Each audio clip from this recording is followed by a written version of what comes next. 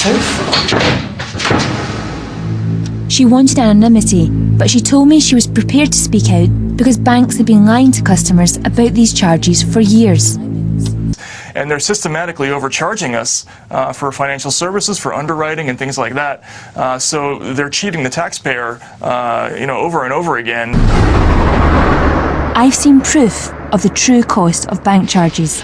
I wonder if the managers at Barclays know the truth too. So stopping a cheque or something, or bouncing a direct debit, costs the bank maybe £1.50, £2 in admin charges, but we bill the customer 30 quid, 35 quid. So that's a bit unfair, a bit unrealistically harsh. I've been in Barclays for more than 4 months now. I've seen customers lied to from the outset. I've seen a culture so sales-driven that staff turn to corruption in an attempt to meet their targets. I'm resigning because I feel the ruthless sales culture at Barclays is an abuse of customers' trust. When I came into the bank like 5 years ago, I knew it was a sales job. It's going to get worse rather than get better.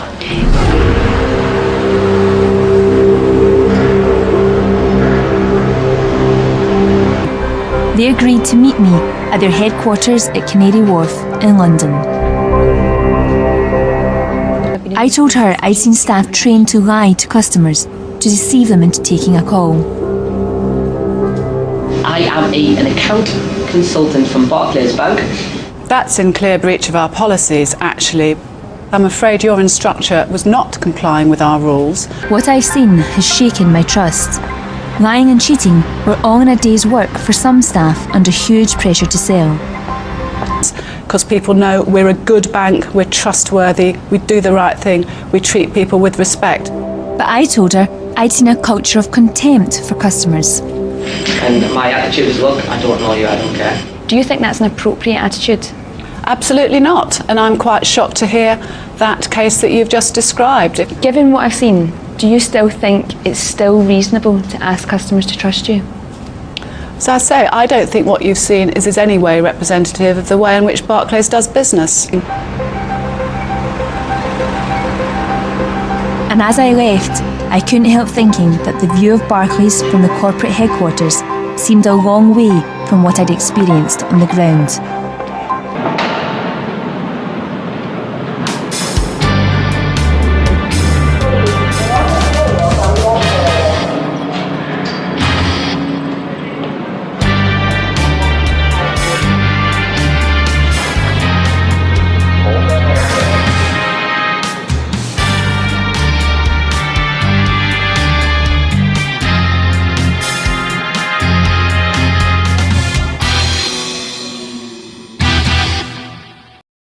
People at the Barclays claim they do not use in their work media files from the internet, even if the information is important for the Barclays.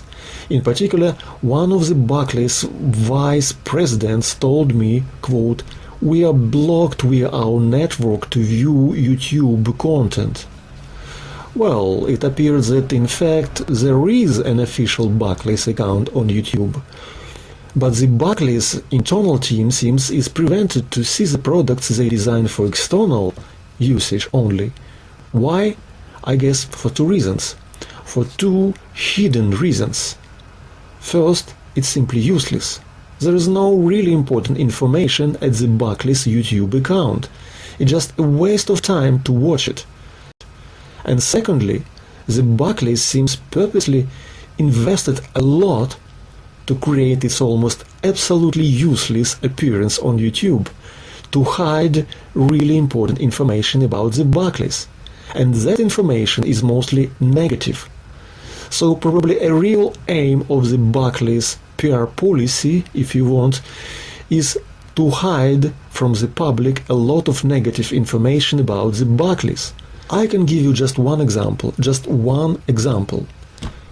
2 years ago, the most important news about the Barclays was unveiling its fraud with the LIBOR. And I remind you that that was an $800 trillion question. So what the Barclays did to hide the news at the internet, in particular from the YouTube, it claims today it's not an important source of information for the Barclays. So what the Barclays did was creating a lot of useless videos that included the word Barclays in their names.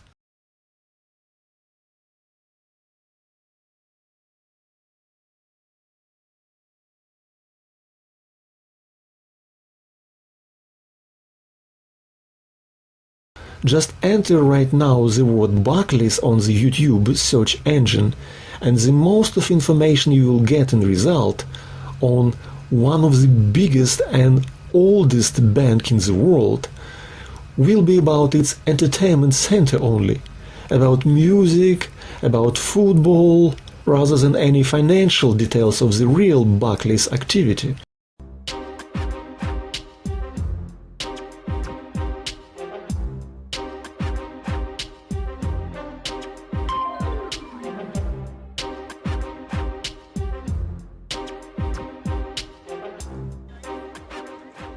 Friday was the opening night of the Barclays Center in Brooklyn.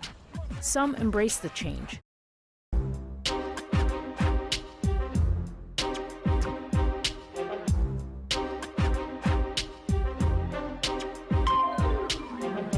Well, entertainment is important, of course, but only if it doesn't prevent public from knowing how Barclays really earn its millions, billions and trillions. This guy, Jamie Dimon, telling me, oh, no, we got this thing figured out. We got complicated risk analysis. It's, no, you don't. It's a casino. You're gambling.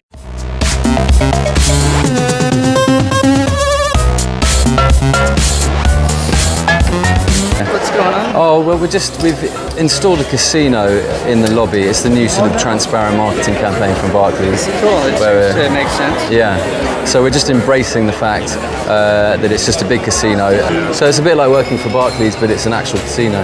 Yeah, it's exactly what we did with the banking interest rates. And when you take that much risk, what's going to happen? At some point, you're going to lose one of those gambles. And when you do, you don't have to pay the bill. We all have to pay the bill.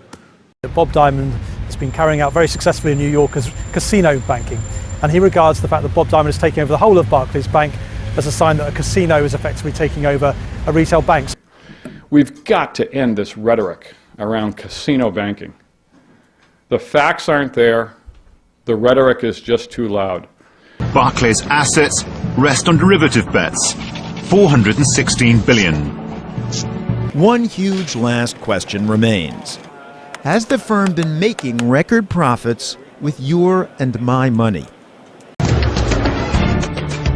A recent IMF working paper describes how the world's top 10 banks, including RBS and Barclays, have taken advantage of the freewheeling shadow world of derivative trading to do what would otherwise be impossible. Together, the 10 have risked $1.6 trillion of money they don't have. That's £1.1 trillion. So like nearly everybody else, you lost a great deal of money on property and derivatives. A colossal amount of money. But there is a silver lining to it all, if you look hard enough. Is there? Yes, luckily I lost other people's money and not my own. I would describe the Barclays Bank as a nice, beautiful building which is, however, built on the sand. If you argue that my price for settlement with Barclays because of its bad quality of service starts from $1 million, I would mention the actual schemes that Barclays uses for evident manipulating its prices on a regular day-to-day basis in much greater scale. Partly it's because of using different types of money. In a way, the first floor of the Barclays Bank, the ground floor, if you wish, consists of deposit money. It's mostly paper money, but it's real money. The second floor consists of money for loans which banks is able to create from a thin air, and it's about 10 times bigger than the first one because of so-called money multiplier and fractional reserve practice. The third floor of the Barclays Bank consists of mostly virtual values like stocks, credits, default swaps, and the like. And it's much, much bigger than the rest of the floors. Only the sky is the limit, I would say.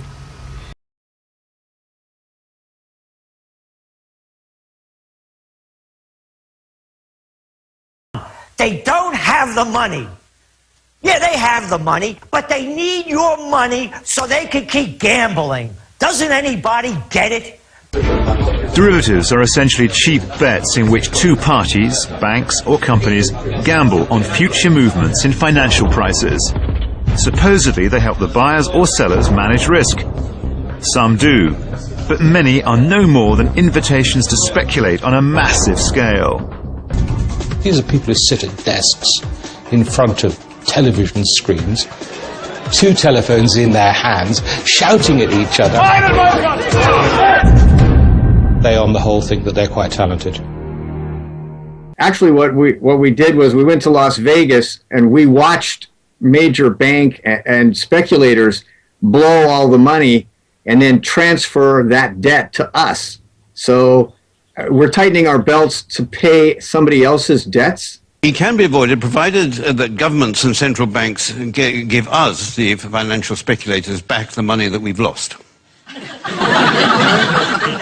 But isn't that rewarding greed and stupidity? No, no. It's rewarding what the Prime Minister Gordon Brown called the ingenuity of the markets. That is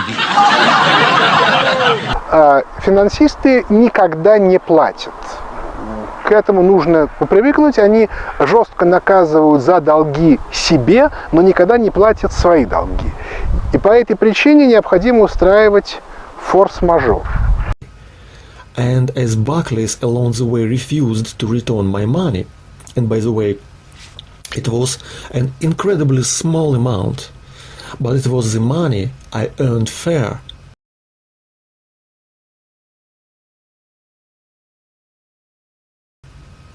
So my first step to protest against such Barclays attitude was compiling all the best videos on the internet on the LIBOR scandal the Barclays wanted to hide into one big movie which I put on the internet.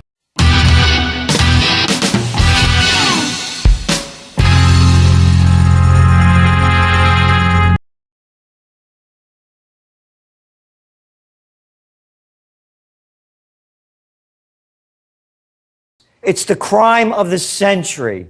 It should be headline news. It affects virtually everyone on the planet. Tonight, in London's Mayfair, are the Oscars of the financial world. The award for innovation in interest rate manipulation. And the award tonight is the finest bottle of Bollinger's champagne, benefiting hundreds of millions of pounds from rigging LIBOR. But today, the winner is Barclays! Collect your award. It's real champagne. Can we have a round of applause for Barclays, please? I heard Robert Diamond, the former CEO of Barclays, say he was sorry. Look, you just saw it. You just saw it with Barclays. You know, this guy resigns, Diamond. I'm sorry. And that's it. Whoa, I'm sorry? Oh, and he left with $100 million. That's what he's worth. You know, so no, it's not going to see anything other than a breakdown of the system and people demanding justice on their own. If you have financial terrorism in America, which we absolutely do, I mean, we have people that, I'm going to mention a few of them, that not only have been instrumental in taking away one of the most important components of any free market, which is trust. Barclays, for example, they keep getting caught over and over and over again in crime after crime after crime. Well, people are really worried about getting caught, and even being indicted in that world, that's the end of your career. You're never going to make money again. But they don't have fear of that anymore. They know that if anybody gets caught, the absolute worst thing that's going to happen is that the company is going to pay a fine, and that's not going to come out of their pocket. That's going to come out of the shareholder's pocket. And so there's no fear of individual punishment, and that's the problem. You're talking about fraud. Should some of these bankers get arrested? Absolutely. I mean, the only person who's gone to jail in this entire financial crisis was Bernie Madoff, right? But each one of these real estate deals was really a little Bernie Madoff. I mean, that's really what it was. They're all these little Ponzi schemes, each one of them. You know, it's essentially the same kind of investor fraud, and nobody's gone to jail, and certainly somebody should. This is an amazing global manipulation scheme out of the City of London once again, focusing on LIBOR. It's a massive manipulation of interest rates that affects all the currencies around the world, including the Chinese.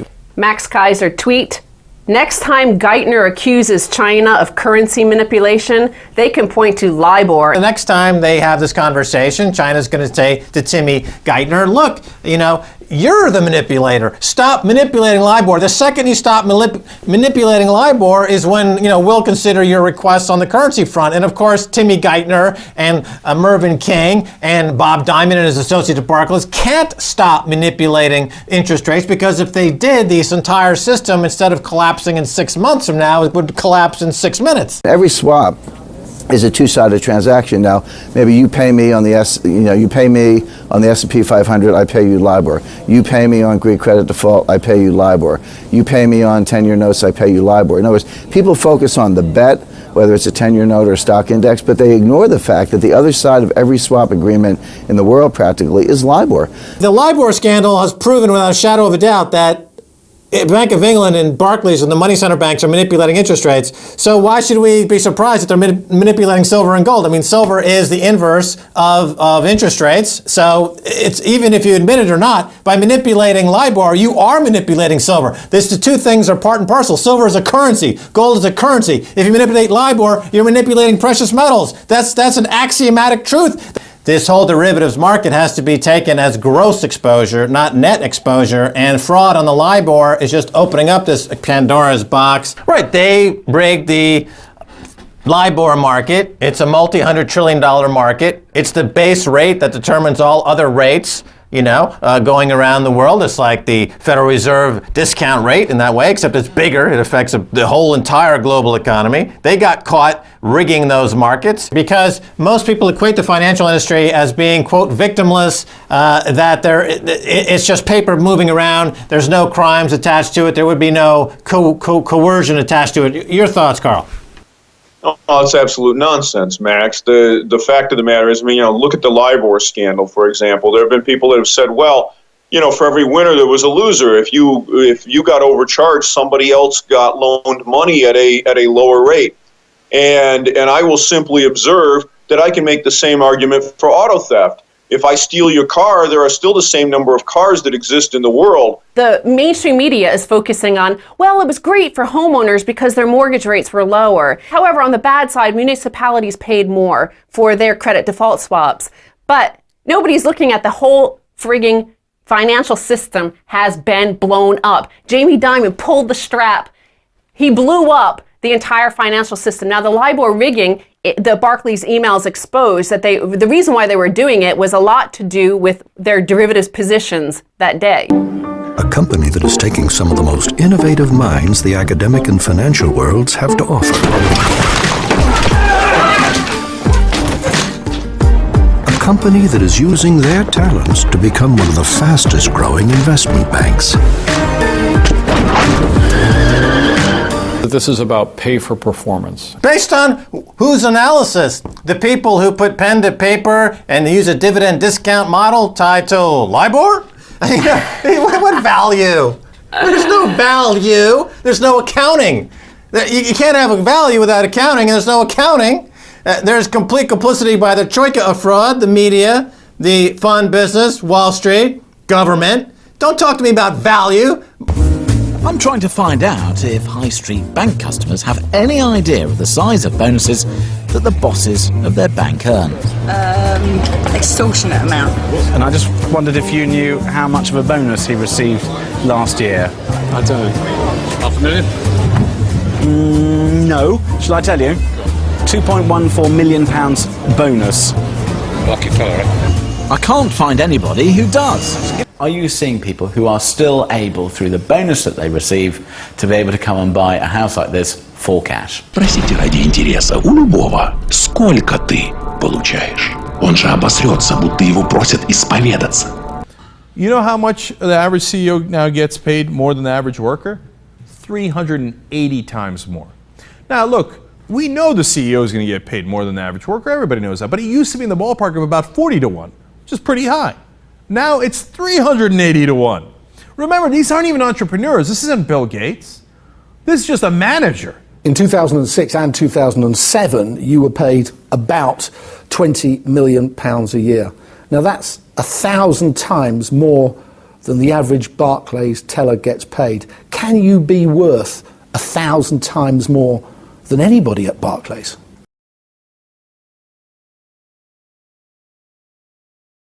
So you think 1,000 times more than the average Barclays teller is appropriate? I don't know where you got your calculations, but I don't, you know. Well, 20 million, 20,000, one is 1,000 times the other. Well, I do the best I can to deliver. Well, Bob Diamond must work million times more, million times harder than, for example, me. He definitely doesn't. Neither you, Sir David Walker, nor your chief executives can work harder than, say, 1,000 people in your bank. It's simply impossible. We have only 24 hours a day, and no one physically is able to work some extra 1,000 or million hours per day more. You can only evaluate your income higher if you are at the higher virtual floor in your building. And the fact is, there exists a different evaluation for the price of job at your higher floors. I am fighting for a fair settlement of just 1 million, because I am depositor of your bank who stays at the low first floor, so to say, while just scale of income for people at higher levels is much bigger. And there they believe it's absolutely fair, don't they? I'm simply starting playing your rules, Sir David Walker. What's really happening is that they are altering the way they're paying people so that they can say to the public, we're actually paying lower bonuses, but most of the people in the organisation are actually getting just the same money as they were before. No industry compares to investment banking in the amount that's set aside for pay. Typically 40% of the money that's made, an extraordinary industry norm. All that has changed since the crash is the balance between bonus and base pay. Barclays, what they've done is they significantly increased the base pay of some of their people, which means when the figures come out, the proportion that's bonus has actually dropped. First of all, most of it wasn't bonus. Most of it was deferred and in equity. The basic salaries, which, shall we say, an individual earning £1 million was get a £100,000 basic salary and £900,000 bonus. Today they're getting £300,000 basic salary and a £700,000 bonus. The bottom line is that since 2000, you've taken home more than $480 million. That's almost $500 million. And that's difficult to comprehend for a lot of people. Your company is now bankrupt, our economy is in a state of crisis, but you get to keep $480 million. I have a very basic question for you. Is this fair? If I was the Prime Minister, I'd ban the use of fairness as a word, because I don't think you can be fair. I was involved with Barclays for many, many years. Bob Diamond and John Varney made a huge difference to Barclays as they went through this terrible period. And in that sense, when they were both there, their pay was fair, in your view? Well, actually, I think John Varney was underpaid, actually. But John Varley is the chief executive of Barclays Bank. Last year, his salary was £975,000 before bonus. My letter and phone calls haven't produced the offer of an interview. I'm at Barclays Canary Wharf HQ to try and meet Chief Executive John Varley. I'll come to see John Varley, your chief executive. Okay, let me just... I want to ask John Varley about the £2.6 billion worth of bad debts that his bank has had to write down over the last year.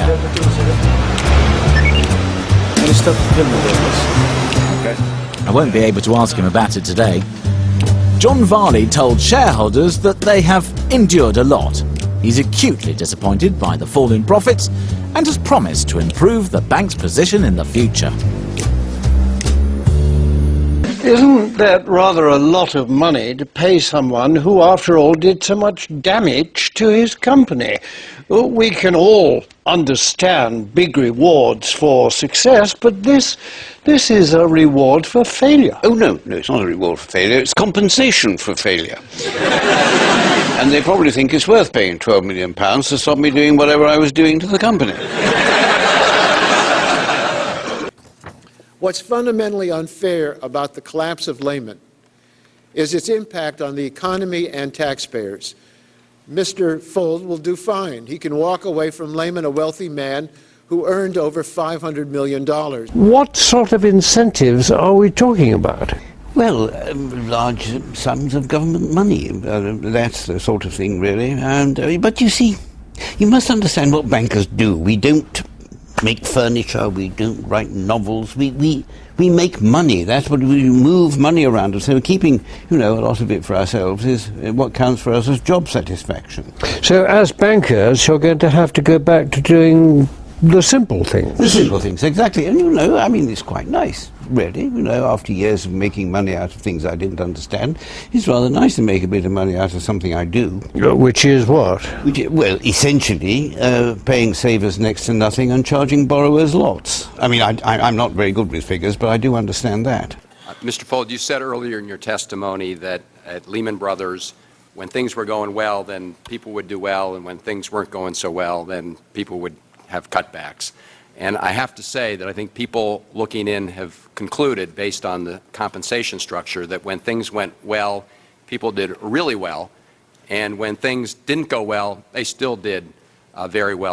Well, over the last decade or so, it's been very up and down. Sometimes I've had good years, sometimes I've had incredibly good years. Reach for the stars and you can rise. So don't look back tomorrow. Step outside and feel no fear. You have to go and build your future. Just walk away and shed no tears. I say goodbye. I say goodbye. I say goodbye to you. The LIBOR scandal has attacked the viability of the global interest rate market as a whole. The entire institution is now coming under attack. It's not just the corruptly gained profits at Barclays. It's not just the totally false picture that's been given of the condition of banks when they're basically zombie banks.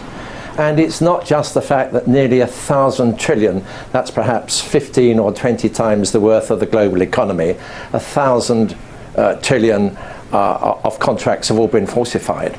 The seriousness about this is that this latest revelation is part of showing that the whole system, which is arrogantly stated to be always efficient and always having just outcomes, is in fact false.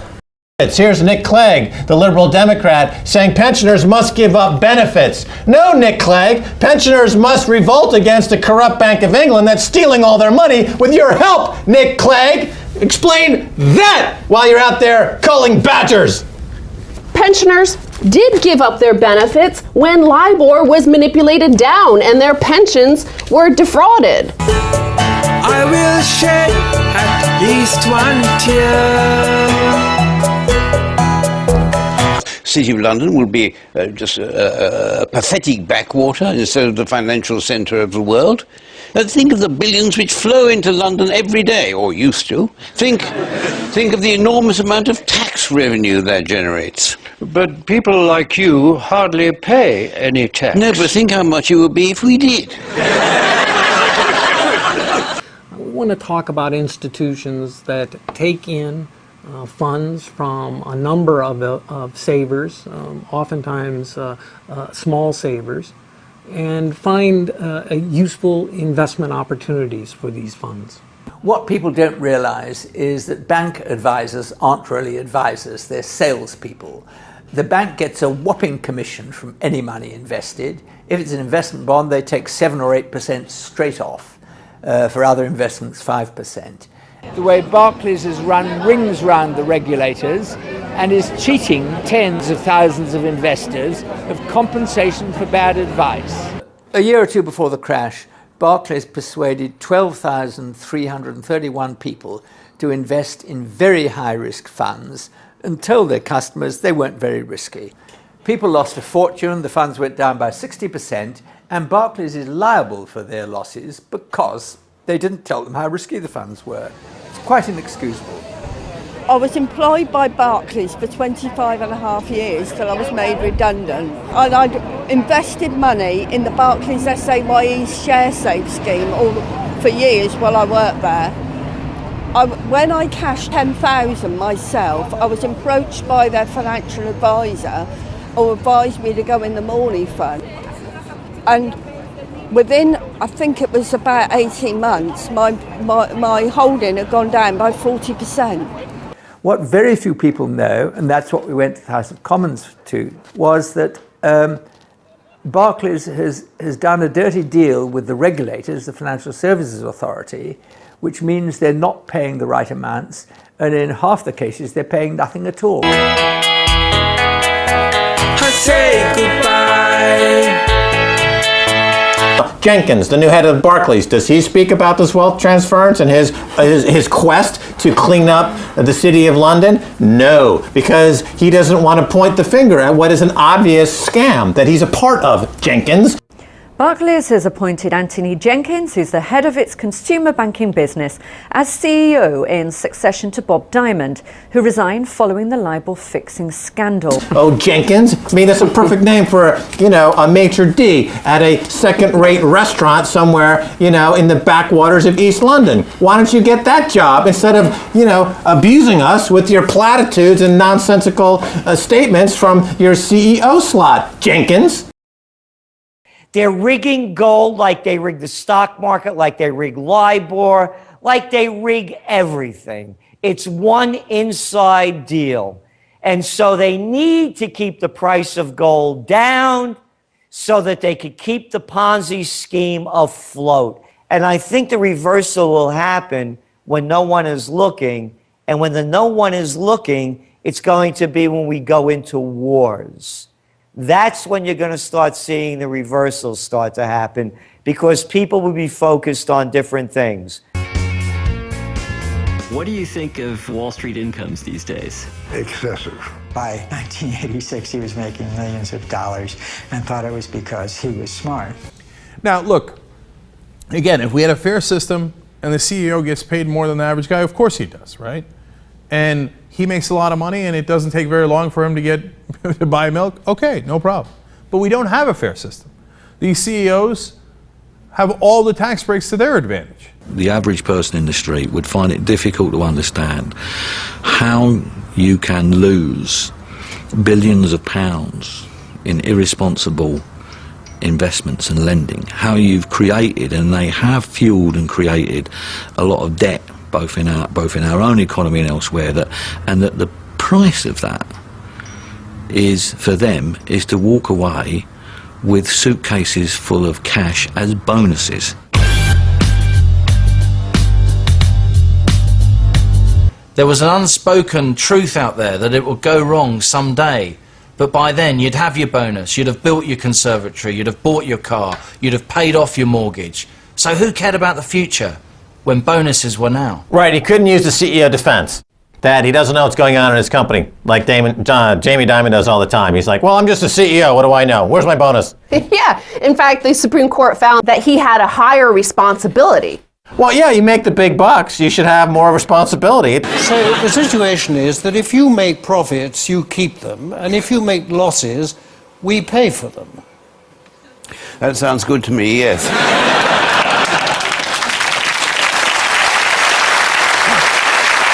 He can't find $1.6 billion. Yeah, son of a gun, I had it somewhere. Where did I put it? I don't know. And if things go right, they pocket the profits and the bonuses. And if things go wrong, the worst that happens to them is they don't have that bonus. And if it goes bad, who cares? It's not my money anyway. I say to the government, you deal with it, man. That's your bad Portuguese debt. So what are you going to do? Are you going to be a sucker and only make $200,000? No. You're going to put it in as risky as stuff as you can to make as much money in the short term as you possibly can, because it ain't your money anyway. And you have no downside. And now do you see why bankers both are robbing us by getting the free money, and B, incentivized to take the greatest possible risk? Because they might not even be at Goldman. That particular executive might not be at Goldman Sachs or Morgan Stanley or wherever in a couple of years. He thinks in a couple of years that I'm here, or shoot, in the 5-10 years that I'm here, I got to take as much money home as possible. They're giving me free money and they're letting me take whatever risk I want with it. Yet for a time, it seemed as if modern bankers had solved this age-old problem. They really thought they were smarter than the Medici.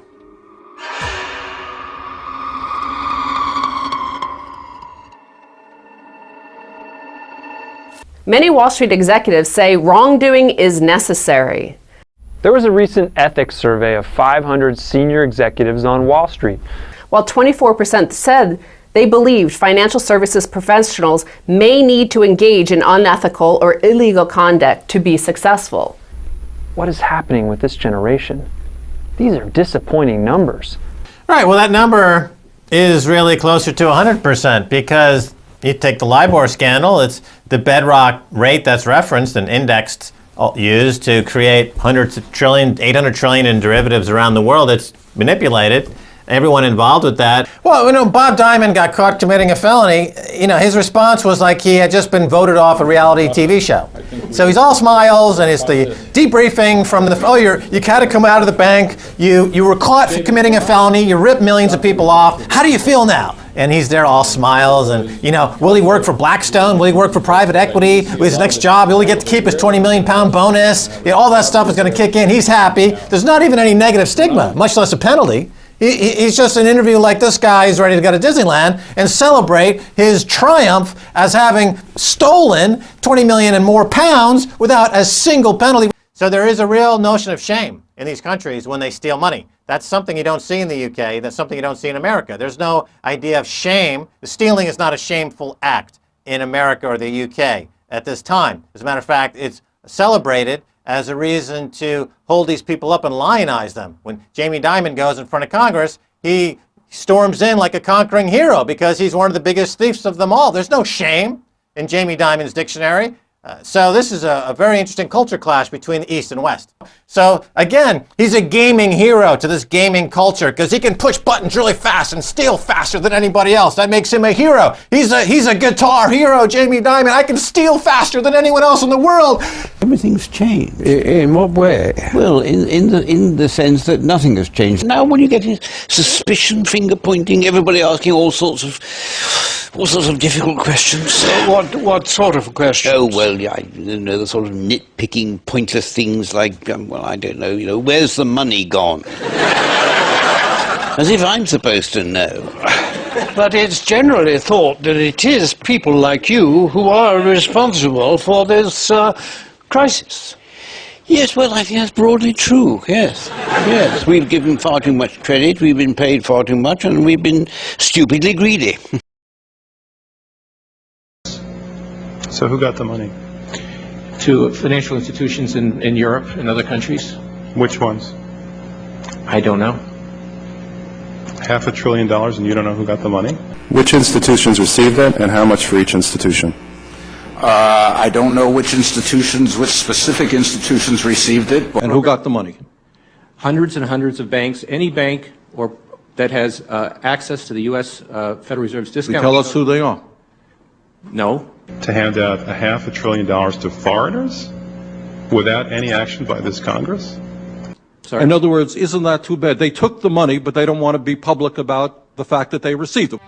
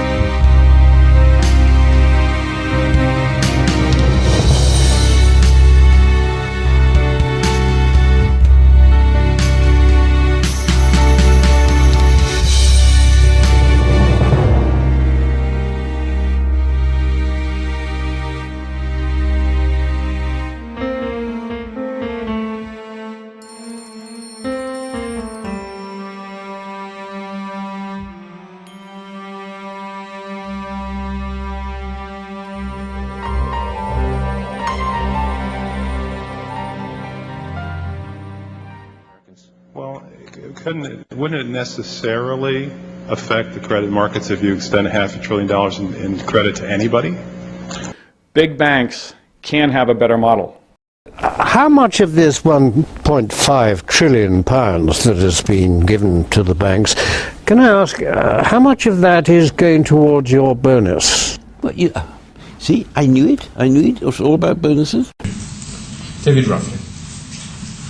Mr. Diamond, the Bank of England have pointed out that because you're too big to fail, and because the taxpayer stands behind you, as a result of that, you're much more creditworthy and therefore can borrow money much more cheaply than if you were standing alone.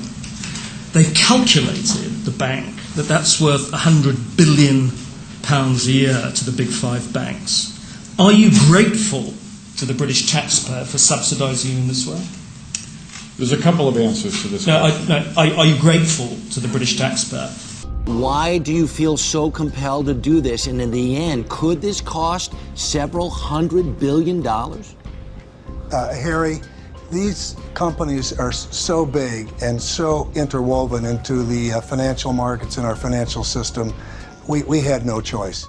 And this is accepted, that you're too big to fail.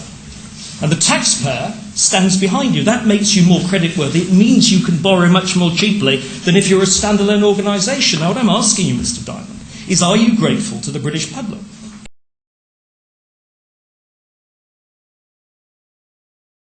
And you have to bear in mind that in running a complaint, one is up against a very professional organisation, a bank and its complaint handlers, and they're designed not to give people money, to give people as little as they can if they have to hold their hands up.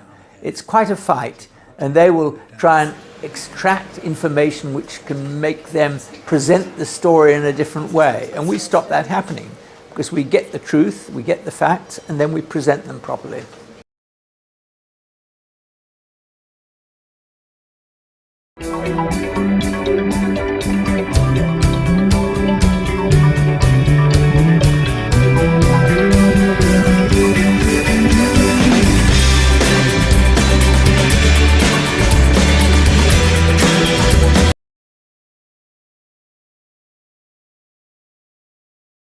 All this lot here are our Barclays files. They're the Barclays Ombudsman Service files. There's another bunch in there which haven't yet got to the Ombudsman Service.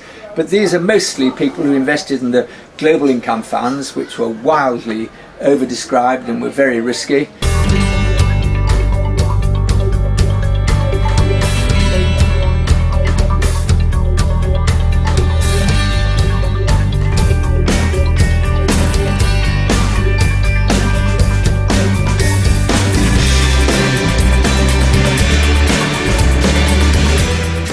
These are the giant banks that actually are mythical. They don't exist because they couldn't possibly exist. You know, you can't physically impossible, economically impossible. There's 600 trillion in derivatives around the world that they're engaged in over a quadrillion in transactions. The Earth itself only has 50 trillion in GDP. So clearly these things are part of the imaginary banking hologram that exists only in the minds of a few ideologue crackpots. I'm gonna make a killing.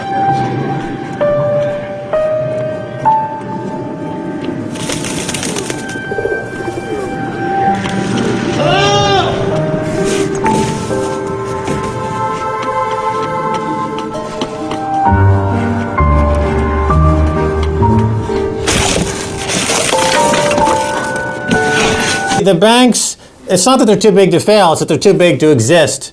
There's no business model that they could be involved with that would support that size that they claim to be.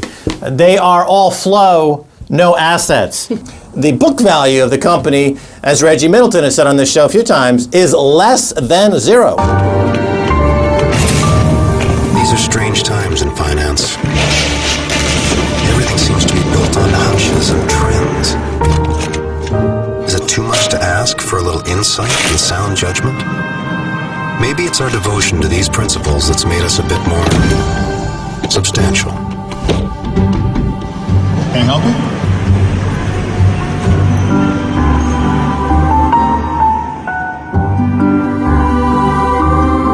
Oh, Bob Diamond is a suicide banker.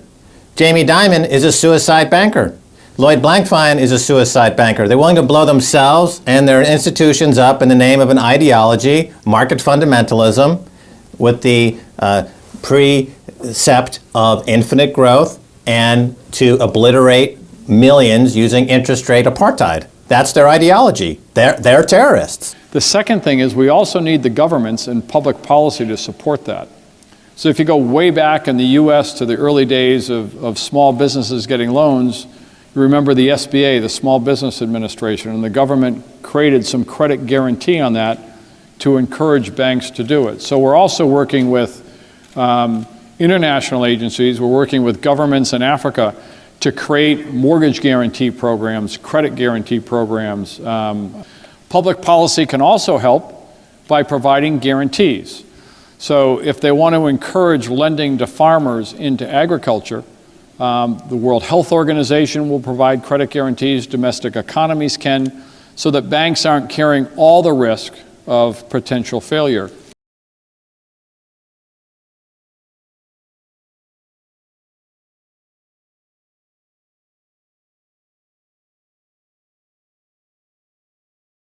But how did they bring home the cash? Barclays shifted the focus from high street banking to trading on the international financial markets, some of which is being criticised as casino banking. The power inside that bank passed away from the old-fashioned bankers to the casino operators like Bob and his gang. Genuinely, there were quite a few profits, but some of the profits and the super profits were coming by taking in extreme risks. Well, Barclays say many banks were involved in the aggressive pursuit of profit. They reject the term casino banking and point out that the investment bank has raised around £1 trillion for UK businesses. Bonuses at Barclays have reduced significantly since 2008, but bonuses have far outweighed what the bank has paid to its owners, the shareholders.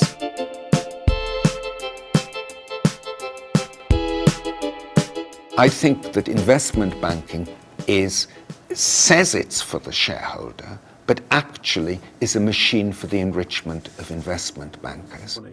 Carol Williams is an academic who we asked to study Barclays' accounts. He says the investment bank dominates the business.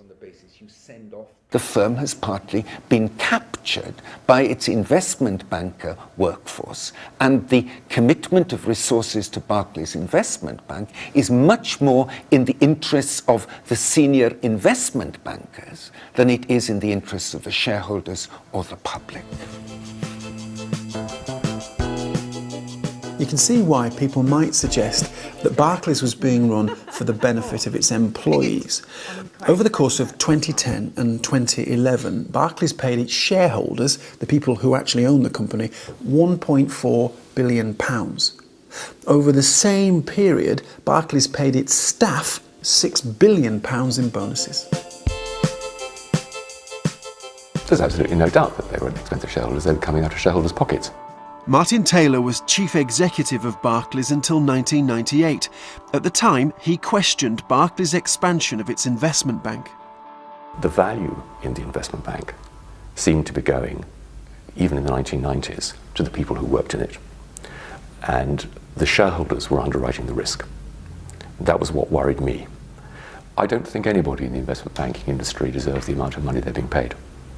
I think the amount of money that is paid is utterly unjustified and has been for quite a long time. Barclays says it pays less than many investment banks and that dramatically cutting pay would result in key staff leaving the business. So what about Bob? What was he on? Well, you might think a bank, more than most employers, would know how much they were handing over. So we asked Barclays to give us a figure for Bob Diamond's pay for the years he was a director. We asked lots of times. We asked for months. We got nowhere. Barclays told us that we were unable or unwilling to complete the simple task of compiling this information from the relevant public documents. They told us to look in 36 different places in their annual reports. They said the answer is in there. We did look, and so did our experts. It would take you hours and hours, if not weeks, to actually get to the bottom of all this. You need a team of people working on this for several days. But if you actually look, you can see it's all over the place. You have to look there, there, there and there. It's sort of on 4 or 5 pages. Our best estimate is that in 6 years, Bob took home about £120 million in cash and shares. Barclays says a single figure for Bob's pay is a potentially very misleading and oversimplified approach.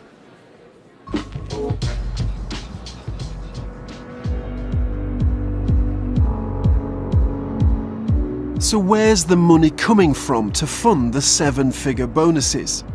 Well, Panorama has gone inside a controversial department that flourished in Bob Diamond's investment bank.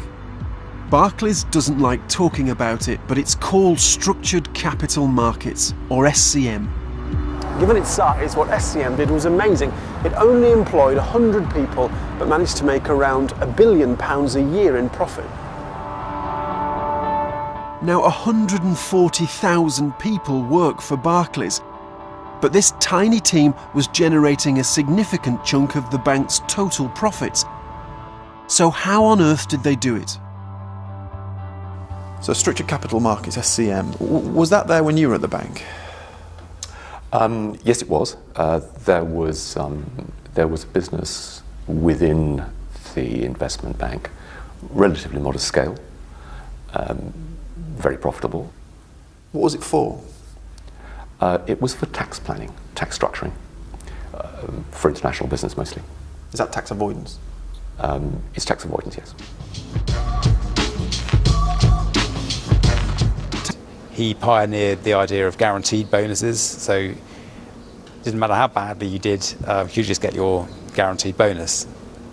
And that became, well, some people have said to me that was almost like a cancer that spread across the city. A company that is using their talents to become one of the fastest growing investment banks.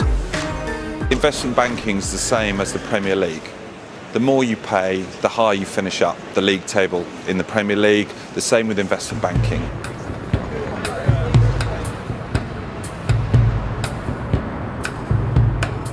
Of course, private companies can pay what they like, and other investment banks pay their staff well too. But Barclays has been criticised for continuing to pay high bonuses even after the financial crisis in 2008. In 2011, Barclays paid nearly £2.6 billion in bonuses. But what about the people who actually own the bank, the shareholders? So what does it feel like to be a shareholder of Barclays today? Pretty grim. Robert Muriel's been a Barclays shareholder for 30 years. But in recent years, his dividend, the payment on his shares, has been slashed. He's written to the bank dozens of times over the years. And what did you tell the bank? What was your view? Well, the view was that these payments were excessive. I realised the people were making money for the bank at the time, but I couldn't see any need for any one individual to get that sort of reward. But tax avoidance at Barclays was done on a spectacular scale. It was enormous. It was enormous. I mean, it was a very major, tax avoidance was a very major profit centre for the whole of Barclays.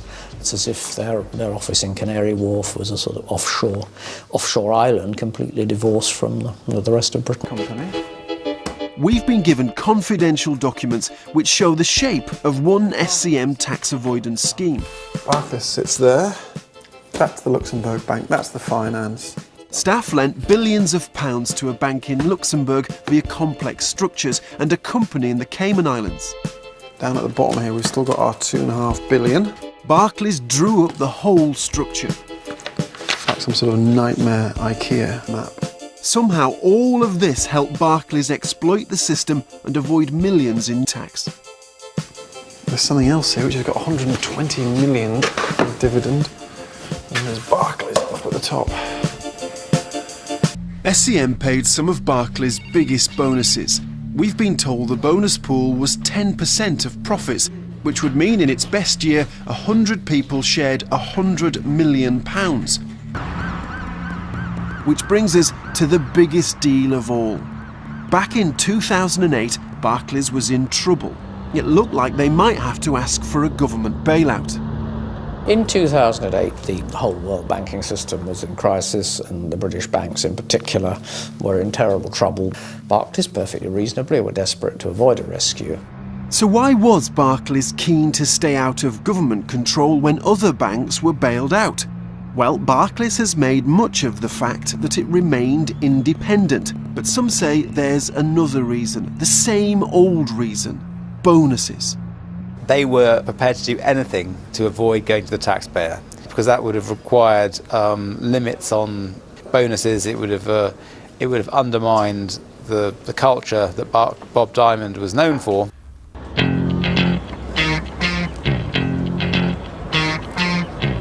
Barclays deny bonuses were a factor. They had been told, like all banks, to increase the amount of their reserves.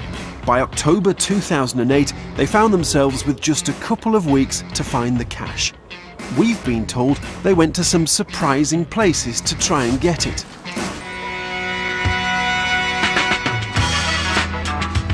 In the end, it didn't matter. Two other groups in the Middle East were happy to provide the cash. £7 billion, mainly from the Gulf states of Qatar and Abu Dhabi. It came at almost credit card rates of up to 14%.